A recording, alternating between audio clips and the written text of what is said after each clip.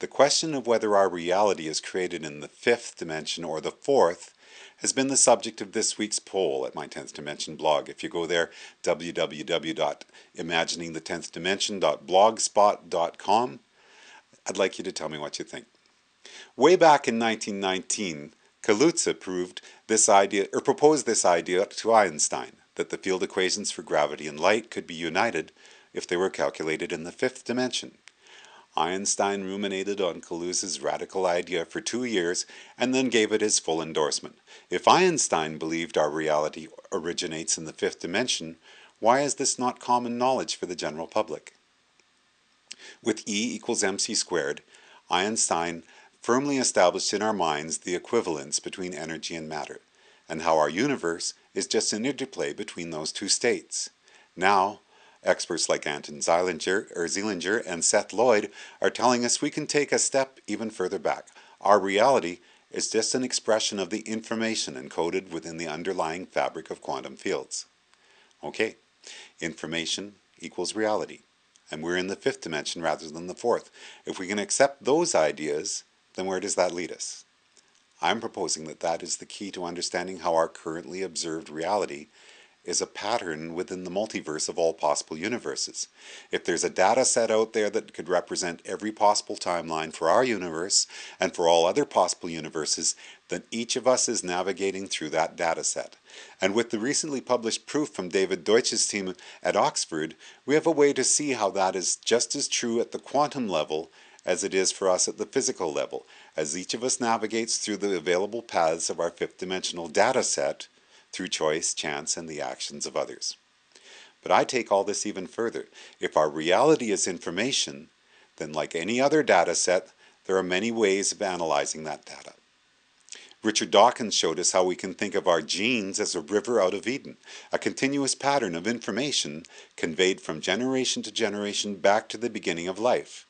He also introduced us to the concept of memes, ideas that are transmitted across time and space. Imagining memes within the information versus reality paradigm is an important part of the ideas I play with in my book. And the concept of memes is how we get to the question of how music and art communicate emotion. Memes connect emotions and ideas across time and space. So the song you loved when you were 18 will still have an emotional connection for you when you're 40. But memes are not just learned. They are deeper than that, because they're part of our shared experience as human beings. This is how we communicate to each other through body language. A joyful physical presence or a depressed stance are part of the tools that any actor or dancer uses to express emotion. And these are more memes that work across time and space. But we're not just talking about human beings here. This is how we can recognize emotions in the vocalizations of other living creatures, the rising question of a cat asking for food, the pained yelp of a dog who's been kicked, the sorrowful keening of a mother bear who has lost her child. They're part of the same vocabulary of memes that allow us to recognize whether a piece of music is happy or sad, energetic or peaceful. The connection between blues phrasing, in terms of melodic shape and timing, to the speech of someone expressing the same emotions, is an easily recognized example of how both are part of the same meme set. And the fact that the vocalizations of other non-mammal creatures are much harder for us to recognize the emotion within. Is that frog's croak happy or sad? I'm not sure.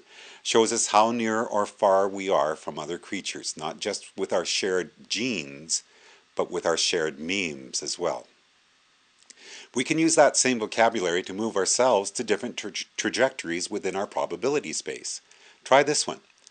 Imagine a warm ball of energy starting at the base of your spine, gradually working its way up your back, making you sit up straighter, creating a radiant glow out through your shoulders and the top of your head that opens your eyes wider and makes you feel more alert. Do you feel it? It really is that simple to change your energy because it's all just information. Think about this. Just sitting up straighter, you might say, improves your body mass index. My son, the med student, will say, not really, but he's the one who said this to me as a joke, and I think it's a useful idea. Metaphysical ideas of auras and vibrations, energy transference, entrainment, or like attracts like, are all part of this picture as well. If information equals reality, All we are talking about is recognizing the patterns that are encoded within that information. Okay, so I'm going to get Jason to call up a song here, and this is going to be one of the shorter shows, but just wanted to get a chance to talk to everybody about this idea because I think it's one of the more important ones that we haven't dealt with lately. So we're going to finish off with one of the more tongue-in-cheek songs from the collection of 26 songs attached to this project. The lyrics to all those songs are printed at the end of the book. This one is called What I Feel For You. Try to imagine this one with Spinal Tap performing the verses and, I don't know, Jimmy Buffett performing the choruses. From Rob Bryanton, enjoy the journey. Bye for now. Much greater minds than mine have tried to figure out the secrets of the universe and what it's all about. Masters of the abstract, seekers of the spell that fits it all together. I know the quest so well, but it all keeps coming back. No matter what I do, the only thing that's real for me is what I feel for you. And what I feel for you is what makes me carry on. My world would be so pointless, my reality so wrong.